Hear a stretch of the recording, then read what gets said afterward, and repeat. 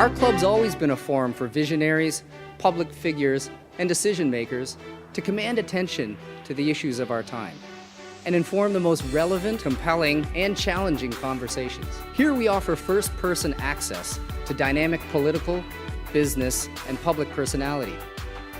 The Canadian Club is one of the most important podiums anywhere in the world that a Canadian can speak to, tell Canadians what it is that they think, develop those thoughts. And so I want to thank you for that very, very much. Please join me in thanking our esteemed panelists today. Through our programs and events, including our youth and young leaders programs, our diversity partnerships, our joint events, and our media and social media opportunities, we offer you access to dynamic political, social, and business figures from abroad and right here at home.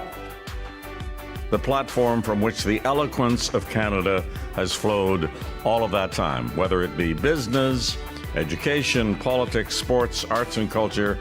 If someone wants to say something to Canadians about this country and about the future of this country, this is the venue you choose.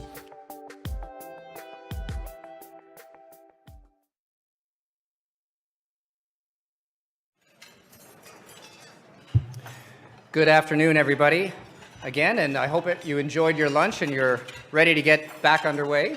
Special welcome to those of us joining online. Thank you for spending part of your afternoon with us. Now, it's been nearly 127 years, and our club continues to thrive, thanks in large part to the generous support of our sponsors. Today's event is sponsored by EY, TD, TMX, and Bruce Power. We thank you for your generous support, and I'd also like to proudly thank our season sponsor, Canadian Bankers Association, and our official airline partner, Air Canada. We really couldn't put these on without all of your support, so thank you very much for continuing to invest in our club. Also, our entire season is carbon neutral thanks to a partnership we have with Canada's Forest Trust. So through this partnership, they plant forests on our behalf to offset our entire season's carbon impact, and then they nurture them for future generations. So thank you, CFT, for planting a forest and maintaining it in our honor. Thank you. Now, here at Canadian Club Toronto, we often bring young leaders to the table to join us, and today we're welcoming a group from TMU, so thank you for joining us. And I'll say, if any of you have a macroeconomics final you're cramming for before Christmas, we've got an authority here. You can ask questions if you want to check your answers, and in fact, that goes for everybody. The center of your table, there's a question card. Please fill out your questions. I've already got a half dozen of them come my way, and we will gladly work them into the discussion. And for those of you online, you'll see on the CanadianClub.org feed, you'll see a click to ask a question button. So please use that, and we'll incorporate your questions into the discussion at the end. Now, as I mentioned a little earlier, the Bank of Canada has many functions, but we often think of monetary policy in first. And indeed, the bank made its most recent interest rate announcement on December 6th, and we are fortunate to have the governor with us to elaborate and talk a little bit more about that. Tiff Macklem was appointed Governor of the Bank of Canada in June of 2020. Let that timing sink in for a second. It was an auspicious time. He first joined the bank in 1984 and returned in 1989, holding increasingly senior positions in what is now known as the Canadian Economic Analysis Department, until his appointment as chief in January 2000. He was appointed advisor to the governor in August 2003. And was made a deputy governor in 2004. During the 2008-09 financial crisis, he was associate deputy minister at the Department of Finance and represented Canada at the G7, at the G20, and on the Financial Stability Board. Mr. Macklem returned to the bank in 2010, where he was appointed senior deputy governor. In July 2014, he became dean at the Rotman School of Management at the University of Toronto. And before becoming governor, he was also a director at the Bank of Nova Scotia, the chair of its board risk committee, He was also chair of Ontario's Plan on Economic Growth and Prosperity, the Federal Expert Panel on Sustainable Finance, and the Global Risk Institute in Financial Services. And with that, I would like to invite Governor Macklem to the podium. Governor, the podium of the Canadian Club Toronto is yours.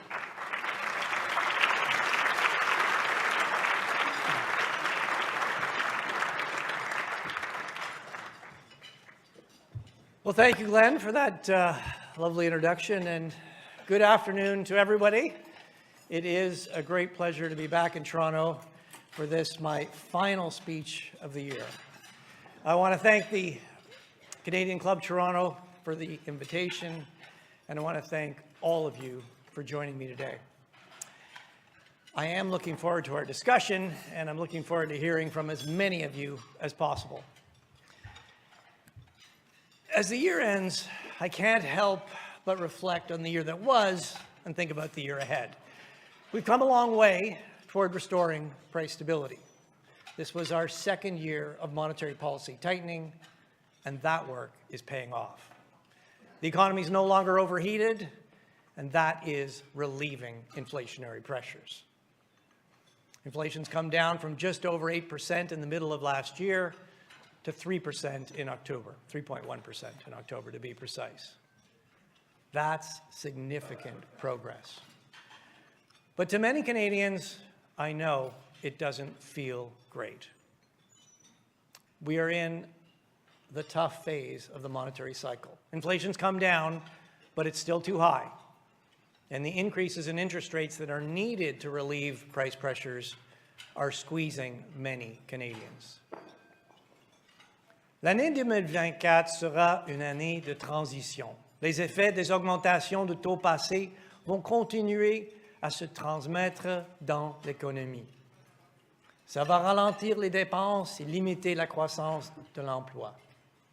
C'est malheureusement nécessaire pour bien freiner l'inflation. Cette période de ralentissement va faciliter un retour à une économie plus équilibrée. La croissance et le marché du travail devraient se redresser plus tard en 2024. L'inflation devrait se rapprocher de la cible de 2%. Quand le conseil de direction sera convaincu que la stabilité des prix est en voie d'être rétablie, on pensera à baisser le taux directeur et au meilleur moment pour le faire. Je sais. Il est tentant de commencer à parler à ces baisses, mais il est encore trop tôt pour y penser. Looking ahead, I expect 2024 to be a year of transition. The effects of past interest rate increases will continue to work through the economy, restraining spending and limiting growth and employment.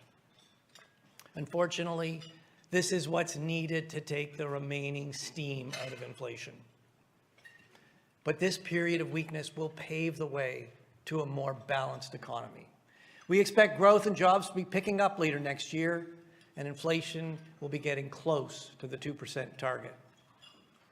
And once Governing Council is assured that we are clearly on a path back to price stability, we will be considering whether and when we can lower our policy interest rate. I know it's tempting to rush ahead to that discussion, but it's still too early to consider cutting our policy rate. Until we see evidence that we are clearly on a path back to 2% inflation, I expect Governing Council will continue to debate whether monetary policy is restrictive enough and how long it needs to remain restrictive to restore price stability. In a world with increased macroeconomic volatility, we are also conscious that we may need to be nimble, and we should be humble about our forecasts. Looking beyond next year, we also need to be thinking about what the post-pandemic normal will look like. In the past few years, the Canadian and global economies have experienced enormous volatility. And while the pandemic is behind us, wars, geopolitical tensions, climate risks, high debt levels all pose new challenges. And against this background, it's critical that we learn from the high inflation that we've seen since the pandemic so that we can come out of this difficult period better prepared for what lies ahead. These are the themes I want to talk about today. First, I'll look ahead to what you can expect in the economy in the coming year. Then I'm going to explain what you can expect from the Bank of Canada as we complete the journey back to price stability. We're never going to have a crystal ball, but the experience of recent years does have some important lessons. We've learned some things, we're adjusting, and I want to tell you how. So let me start with the outlook. We're working on a new forecast and we'll release our fully updated economic projections in late January. But we have a good idea of the broad strokes. Economic growth stalled through the middle of this year, and we expect it to remain weak into 2024. The excess demand that drove prices higher over the past 2 years is now gone, as higher interest rates and tighter global financial conditions have helped the economy rebalance. With the cost of living still increasing too quickly and with growth subdued, the next 2 to 3 quarters will be difficult for many. Consumers will continue to hold back spending. Businesses will see weak demand, and employment will probably grow more slowly than the labor force. That means the unemployment rate will likely increase further. That brings me to the inflation outlook. As growth slows, inflation pressures will ease, but we can't rule out some bumps along the way. We already have clear evidence that higher interest rates are bringing inflation down. Inflation for durable and semi-durable goods, things like furniture, appliances, clothing, and footwear, is now below 2%. Increases in the cost of services excluding shelter is just over 2%. That's pretty normal. What's not normal is that inflation in the prices of food, non-durable goods, and in shelter costs. Food price inflation has eased, but it's still about 5.5%. That's hurting everyone, especially lower-income Canadians. Inflation in the prices of non-durable goods, excluding food and energy, things like cleaning supplies, personal care items, that's running about 4.5%. And inflation in the cost of shelter services has actually risen to almost 7%. Now, taken together, these 3 big categories of goods and services make up almost half of the CPI basket. So it's no wonder that people are still feeling the pressure of higher prices. Unless the pace of price increases in these big categories slows, it's going to be hard to get overall inflation down to the 2% target. Now, the first 2 show some promise. Food price inflation should decline further as lower agricultural prices and transportation costs gets passed through to the prices of groceries. And slowing demand should moderate non-durable goods price inflation. This leaves shelter price inflation. Why is shelter price inflation rising even as the economy slows? Well, part of the reason is that our higher policy rate is increasing mortgage interest costs. That's not unexpected or unusual. What is unusual is that the other components of shelter costs, like rent, maintenance, they're also high. Rent was up 8.2% in October. This strength in shelter price inflation appears to be related to the structural lack of supply in housing. Canada's housing supply has not kept up with growth in our population, and higher rates of immigration are widening the gap. Increases in interest rates are moderating the demand for housing and bringing the housing market into better balance, but the structural undersupply of housing means that inflationary pressure in shelter prices remains elevated. We do expect shelter price inflation to moderate over time, but I'll admit, predicting the timing is difficult. So what's the bottom line? Over the coming months, you should expect to see some push and pull on inflation as the cooling economy reduces price pressures while other forces continue to exert upward pressure. That's why further declines in inflation will likely be gradual. When it's clear that inflation is on a sustained downward track, we can begin discussing lowering our policy interest rate. We don't need to wait until inflation is all the way back to the 2% target to consider easing policy, but it does need to be clearly headed to 2%. Now, of course, we can't rule out new surprises, and there are some obvious candidates. We could see an escalation of war in Europe or the Middle East, or geopolitical tensions that divert trade and investment and disrupt supply chains. Climate events have become more frequent and more extreme, both at home and abroad, and their fallout often pushes prices up. All these risks mean we need to be vigilant and ready to adjust as needed. But looking at the year behind us is a good reminder of how far we've come. The 2% inflation target is now in sight. And while we're not there yet, the conditions increasingly appear to be in place to get us there. The economy is no longer in excess demand, and underlying inflationary pressures are easing in much of the economy. We still need to see more downward momentum in core inflation. And we will be watching the demand-supply balance, wage growth, corporate pricing behavior, and inflation expectations closely as we assess where we are on the path to price stability.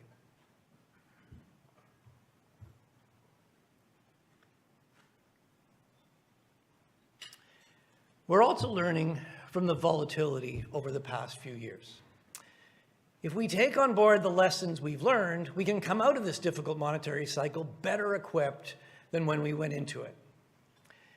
In my year-end speech last December, I talked about some of the lessons from the high inflation that followed the pandemic. I highlighted 3. It's a lot easier to restore demand than supply. Supply problems have a much bigger effect on inflation when the economy is overheated. And to better identify emerging inflationary pressures, we need to look beyond the aggregate economy and understand sectoral pressures. Today, I want to add 2 more lessons. The first one, we've actually had to relearn. Inflation is painful. It harms Canadians and it harms the economy. It makes people angry and it tears at the fabric of society. I talked about this 3 weeks ago in St. John, so I can be brief here. An overwhelming majority of Canadians say high inflation has made them feel worse off, and almost nobody feels better off. It's a reminder of the bitter experience of the big inflation in the 1970s. In the past 2 years, a whole new generation of Canadians has experienced the pain of inflation for the first time, and we've relearned that inflation is our common enemy. Second, we've learned how valuable public trust is in the fight against inflation. We didn't have this trust in the 1970s, and it proved very difficult to get inflation back down. This time, trust combined with our forceful monetary policy response has kept longer-run inflation expectations anchored on the 2% target. And inflation is coming down with less short-term economic cost.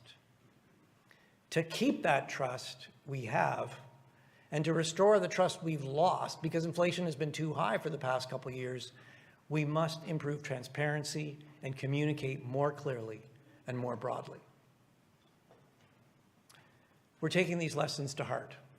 They're informing our work and our policy decisions. And this brings me to what you can expect from the Bank of Canada as we work to restore and maintain price stability. First, you can expect us to stay the course and get inflation back to the 2% target. Second, we're enhancing our tools and analysis to better assess and respond to inflation amid uncertainty and increased economic volatility. And third, we are continuing to listen more and communicate better, reaching more Canadians where they want to get their information. So let me take each one of these in turn.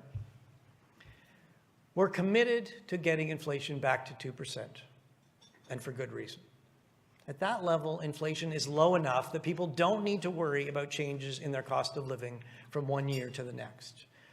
The economy works better when inflation is low and stable. There's more competition, there's less disagreement about wages and prices, and there's greater stability. Now, some have argued that it's too difficult to get back to 2%. So why not settle for 3%? But you don't raise the target just because you missed it. We've been targeting 2% inflation since 1995, and it anchors our economic and financial system. If you change the anchor when the going gets tough, well, you don't really have an anchor. And inflation gets less predictable and more volatile. Simply put, price stability centered on our 2% target is the best contribution the Bank of Canada can make to a healthy economy and the financial well-being of Canadians. We're also committed to enhancing our tools and analysis. We don't expect the next few years to be as volatile as the last few have been. But increasingly, leading central bankers and economists see a future with more supply disruptions and more shifts in economic relationships and breaks in the connections we've taken for granted. This underlies the importance of learning from past experience. In particular, we need to pay more attention to the supply side and develop analytical tools that are better equipped to address breaks and shifts. This work is underway and already providing new insights. We've invested in new sources of data to get a more granular picture of supply and demand across sectors and households. This includes a new digital business leaders pulse survey, which is focused on small and medium-sized businesses. Some of you have probably participated in it.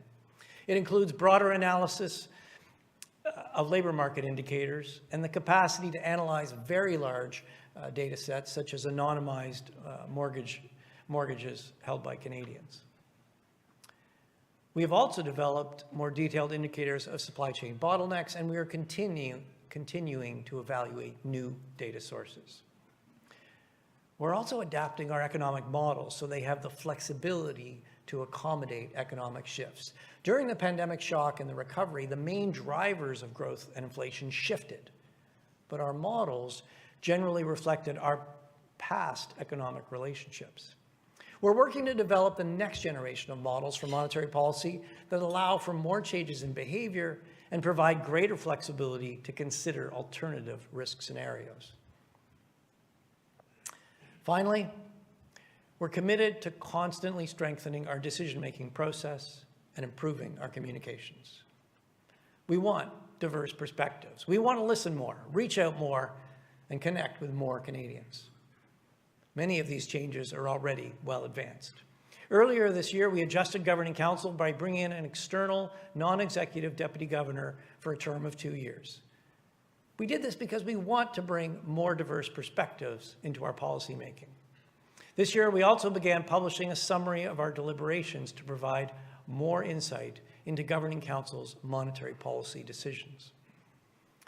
We have also been providing more plain language summaries and short video clips on social media to explain our decisions and the outlook for the economy. And Governing Council is visiting communities across our vast country to listen to Canadians and explain the work of the bank. You'll see more of this in 2024. Beginning in 2024, we'll also hold a news conference after every policy decision. We want households, businesses, and communities to understand the actions we are taking and why.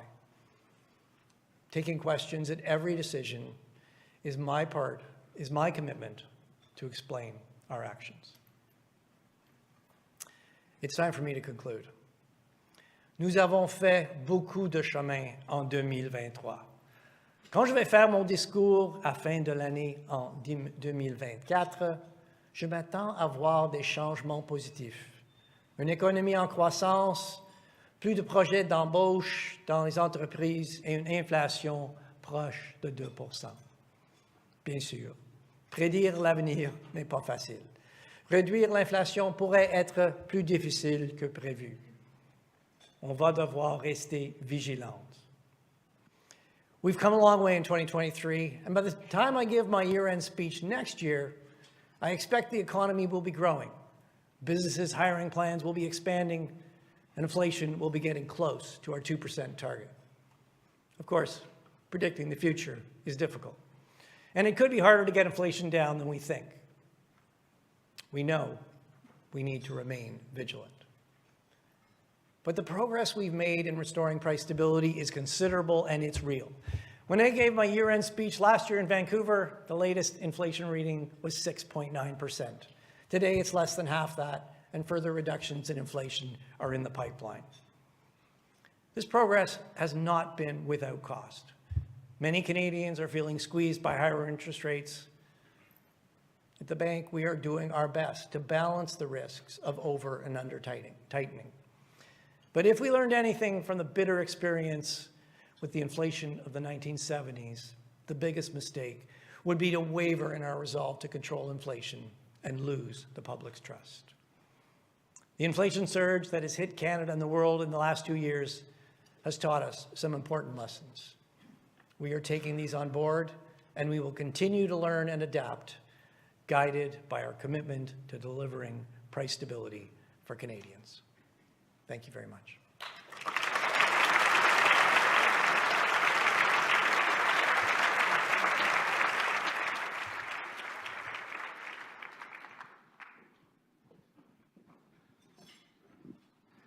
Thank you, Governor, for your remarks.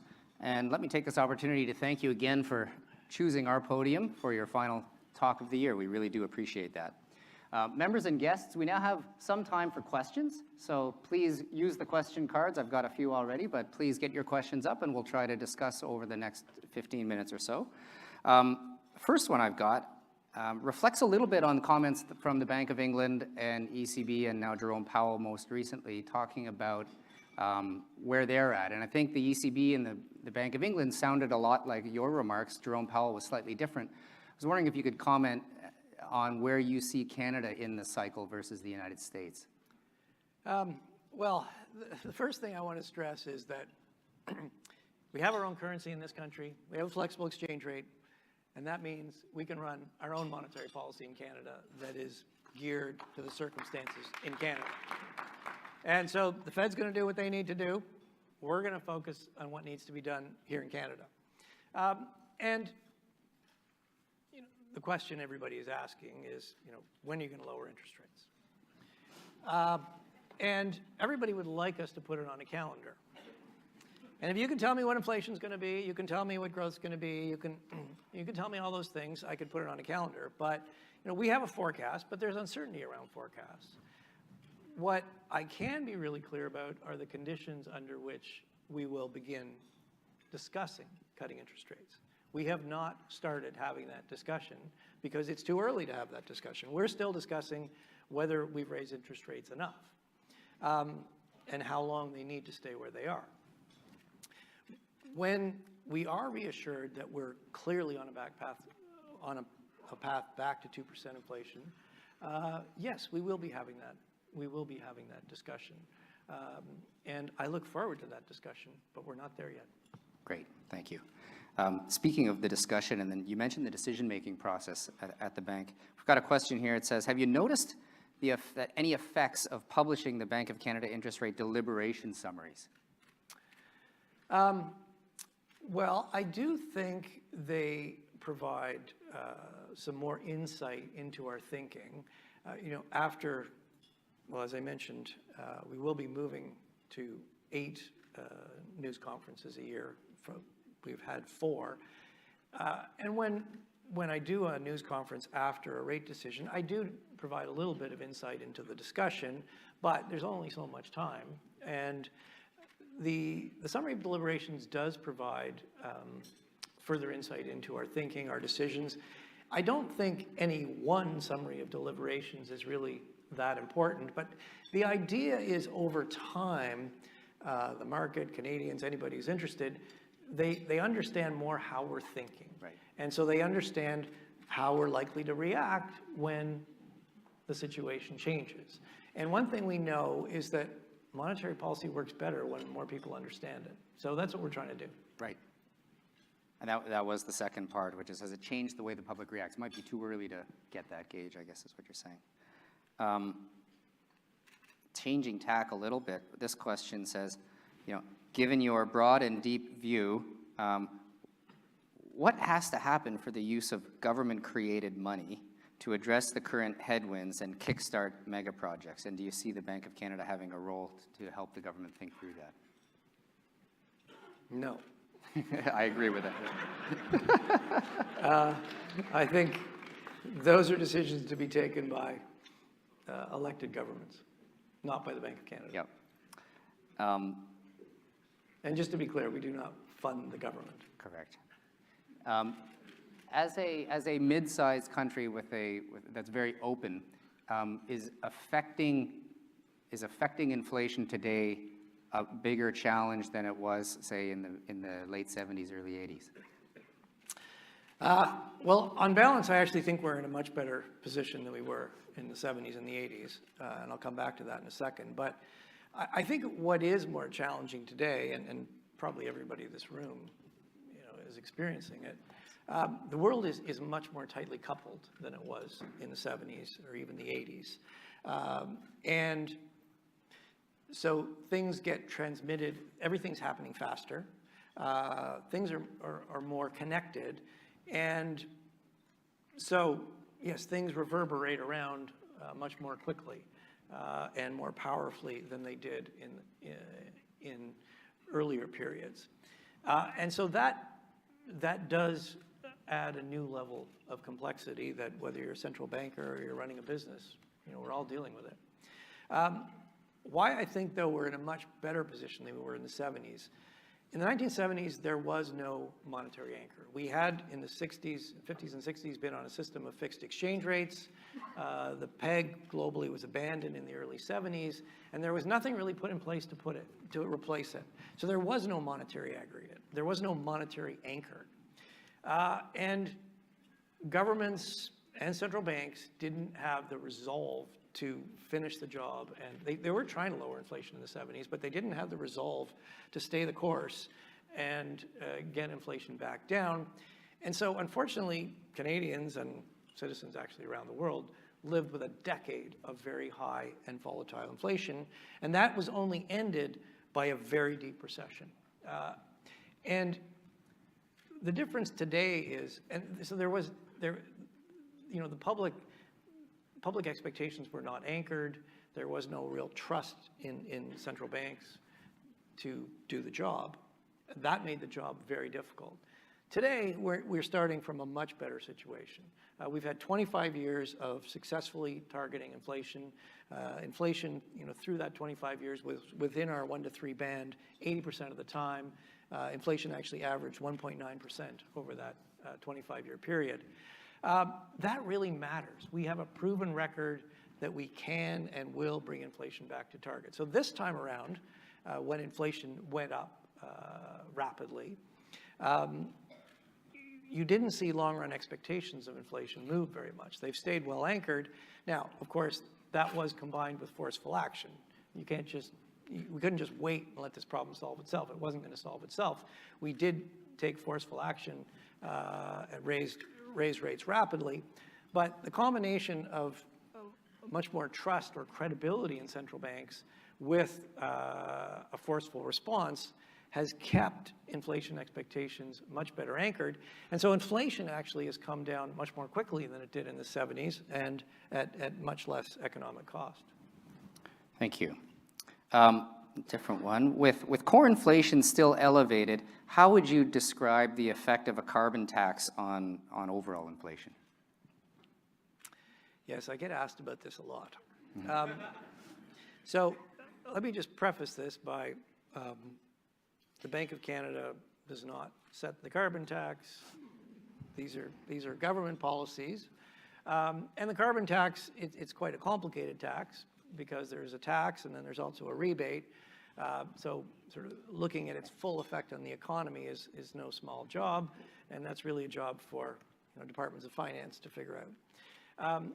We, of course, are charged with controlling inflation, and the carbon tax, because it's added on at the pump or in your heating, does have an effect on inflation. So the carbon tax, there's this question often comes in two ways. If there was no further increases in the carbon tax, what would that mean for inflation? So the planned increases in the carbon tax going forward are adding to inflation about 0.15 percentage points per year. So if you stopped increasing the carbon tax, inflation would be lower by 0.15 percentage points in each year of our forecast. If you eliminated the carbon tax, there would be a once-off drop. That would, by our estimates, reduce the inflation by 0.6 percentage points in 1 year. And after that, you can only eliminate it once, so after the year, it would have no further effect. Now, just to be precise, that is the direct impact of the carbon tax on the three big fuel categories, the biggest one being gasoline. It doesn't include second round effects, but given that the first round effects are not that big and the second round effects are going to be smaller, it's a reasonable approximation. Got it. Now, there's a lot of business people in the room and submitting questions, and I can probably synthesize a bunch of them by saying something like, business leaders will say revenue growth solves a lot of problems, and at the country level, I'd say productivity growth solves a lot of problems. That's something we haven't distinguished ourselves in here in Canada for quite some time. Could you unpack a little bit what you see as either what shows up in the data or what you see in other countries that we don't have here that we could take heed of? Well, that's a whole other speech, but let me say a couple things. First of all, I couldn't agree more. Productivity growth is what underpins rising standard of living for Canadians. Rising productivity is what pays higher wages. It certainly makes your businesses easier. It makes fiscal policy easier. It makes monetary policy easier. As you said, we have not had a sterling record on productivity. On a positive note, what we've been really good at as a country is growing our economy by adding workers. And we've done that in two ways. We have very high rates of labor force participation, particularly female participation in Canada is way above the United States. And we've been very successful in attracting, we have a very good immigration system. We've been very successful in attracting immigrants in the country. Businesses have done a very good job of integrating them, and they're growing the economy. Our Achilles heel has been productivity. We have not been as good at growing output per worker. That's been a long-standing problem. There are a variety of reasons for that. Some are probably hard to deal with. They're kind of structural. We have a lot of small and medium-sized businesses in this country. They have less resources. They don't invest as much in machinery and equipment. They're not as export-oriented. Their productivity tends to be lower. But I do want to emphasize, we have a lot of great companies in this country. We have a lot of very productive companies in this country that are competing very successfully and winning in global markets. We just need some more of them. It's not that we can't do it. We can do it. We need to see more of that. I will highlight that coming out of the pandemic, productivity growth is actually, the last 6 quarters has actually been declining. I'll admit we are somewhat puzzled by that. We thought we'd see some improvements in productivity growth as supply chains normalized, as there were a lot of new workers hired, they got trained, they should be becoming more efficient. That is a source of concern, and certainly if it persists, it will make life difficult. And I'm sitting here with the business community. We saw so much ingenuity and innovation from the business community through COVID. Take some of that and put it to work and drive productivity. We've spoken a lot about monetary policy, obviously, but how should Canadians think about the role of fiscal policy? So governments have a lot of priorities they need to balance. Where in that prioritization should they be reflecting on their contribution to inflation? Okay, well, now you're getting a little out of my lane, which is always dangerous. So, first of all, a couple things. I mean, as you indicated, fiscal policy is the purview of elected governments and ultimately parliaments. It's a tough job. There are many worthy priorities, and governments and ultimately parliaments have got to balance those off. I will say the fiscal choices are getting harder. There are a few reasons for that. One is that interest rates are higher, and while at some point I expect they will start to come down, I doubt they're going back to pre-pandemic levels. So, and combine that with the fact that debt levels are higher, right. There's going to be more interest costs for governments. Growth is modest, and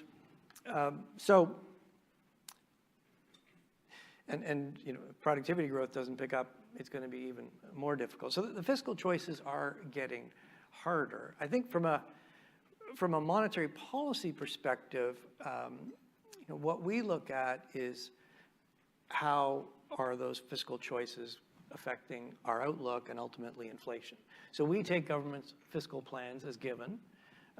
We look at their budgets, their economic updates. We take those plans as given. We put those in our models, and so we take that into account in our forecasts. And when I was asked at the House Finance Committee about looking forward, if you look at sort of the relationship between government spending on goods and services and the economy's potential output, if you look at the last 2 years, on average, government spending in goods and services has been growing about 2%. The potential growth of the economy, so population growth, productivity growth combined, is growing at about 2%. So government spending isn't really helping us get rid of inflationary pressures. It's not slowing growth. It's not relieving inflationary pressures, but it's not really getting in the way either, because government spending is growing about as much as the supply side of the economy. When we look forward to 2024, we add up all the spending plans of governments. That's growing at about 2.5%. So if they were to realize all that spending, it could start getting in the way of getting inflation down. So that is a concern. That is something we've built into our forecast, and we will be watching that closely. Maybe shifting gears a little bit, how impactful do you expect the real-time payment rail to be on cash flow management associated costs borne by individuals and businesses? Since probably not everybody is totally on top of payments, I'll just remind you that a couple of years ago, Payments Canada implemented a new large value payment system. That's really the backbone of the plumbing of the payment system. And you don't really need, as long as it works, you'll never notice it, which is exactly what we want. The real-time rail is really the next leg to integrate more consumer payments, retail payments into a more modernized payment system. We don't have that in place yet. It's coming. It's a big undertaking, and I think once it is here, it will provide more opportunities for innovation on our payment system, opportunities for new consumer services, and it will be an important step forward in further modernizing our payment system. Does deglobalization and friendshoring, are those inflationary moves? There's no question global supply chains are shifting. I talk to a lot of CEOs. Everybody's looking at, okay, how do I make my supply chain more secure, more resilient? And it's less about just in time, and it's more about just in case. That obviously has a cost. And so yes, that will create more cost. In the trade world, there's a lot more focus now on security than there was. And whether it's governments or businesses, the businesses are thinking twice about where they're putting their investments because they've discovered things can change quickly, and they don't want to be on the wrong side of that. So yes, that probably does, again, have some cost. You're not going to get this for free, but hopefully it is more stable and more secure. So that is an underlying cost pressure in our economy. It's security. The world is changing. It's a real thing. We all have to adapt to that. Some people have said, well, maybe you should just allow inflation to run a little higher because there's more cost pressures. Mm-hmm. I think the other side of that is, okay, how is more inflation and more inflation uncertainty going to make that real adjustment any easier? I think it's just going to make it harder. So that does mean it may be a little tougher to get back to 2% inflation, but it, in my mind, does not question the value of the destination. We're just time for one more question. Canadian household debt service ratio reached 15.2% in the third quarter. So this is after tax money for that Canadians put towards mandatory debt, as I understand it. And that's after maybe 40% of mortgages that were originated in the ultra-low interest period have been renewed. There's another 60% in the next 2 years. I guess that number is headed in one direction. Do you have a sense for, are there parts of the economy or parts of the population that you think about or that you worry about more than others? Yes. So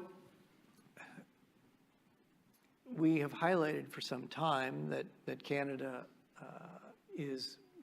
households have been taking on more debt. And we have highlighted that that's a vulnerability to the Canadian economy for some time.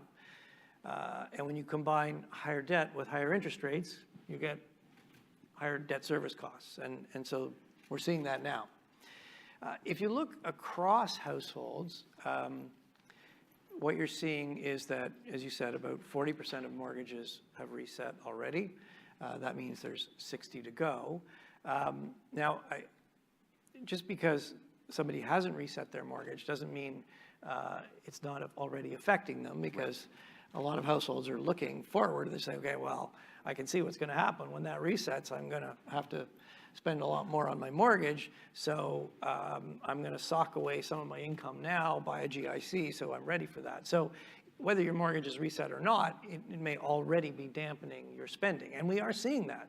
And to be frank, that's kind of how monetary policy works. Right. Monetary policy, squeezes people so they spend less, and that takes the steam out of inflation. So now what you don't, there's two things we worry about, though. One is we don't want to overdo it. So we are very conscious that there's risks on both sides. There's risks of not doing enough, and Canadians would have to keep living with too high inflation, and ultimately we'd probably have to raise rates even more to get it down. But there's also risks of doing too much, and we definitely don't want to do more than we need to do. And we're in a difficult phase. We're trying to balance those risks.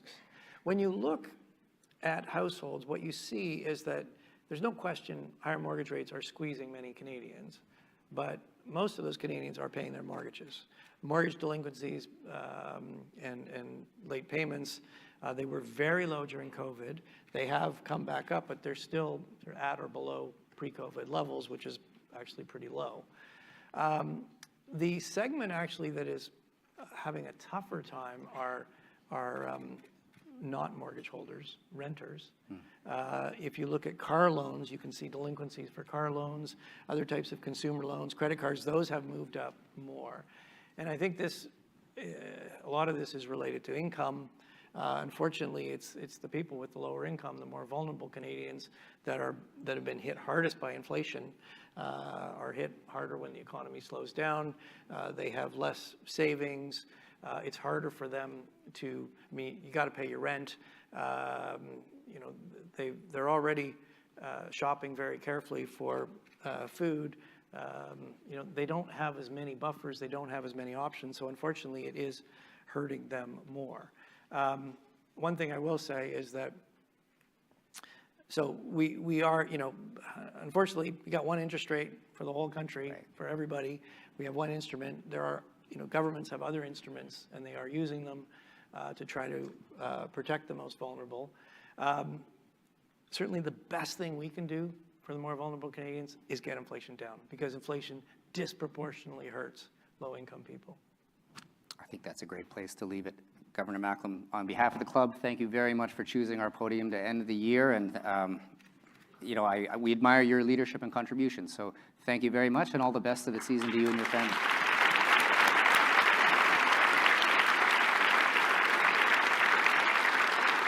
Now, well, thank you very much. It was a real pleasure, and best of the holidays. Now, before we conclude this event, I just want to invite you to our first one of the new year. Wednesday, January 10th, we have our 47th annual Outlook, which is widely recognized as Canada's best political and economic forecasting lunch. It's also the most fun. Visit us on our website for more information and to register if you haven't already. Thanks to VVC, our AV partner, for your ongoing support. And thanks again to our sponsors, EY, TD, TMX, and Bruce Power.